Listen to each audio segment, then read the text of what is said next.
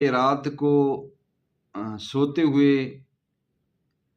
ڈر لگتا ہے، ڈراؤنے خواب آتے ہیں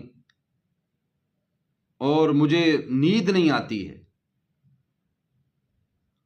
ان حضرات کے لیے اولاً تو آپ نے سونے سے پہلے یہ دعا پڑھ لینی ہے، اللہم باسمک اموت و احیا۔ اور دوسرا،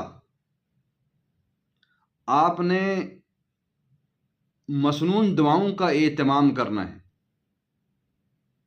اور تیسرا بہت ہی مجرب عمل یہ ہے کہ آپ نے سونے سے پہلے 3 مرتبہ آیت الکرسی پڑھ کر اپنا حصار کر لیں، اپنے گھر کا حصار کر لیں، ہاتھوں پر دم کریں، جسم پر مل لیں۔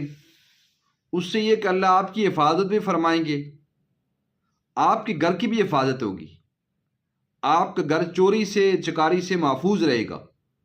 تو اس لیے اس چیز کا اہتمام فرمائیے۔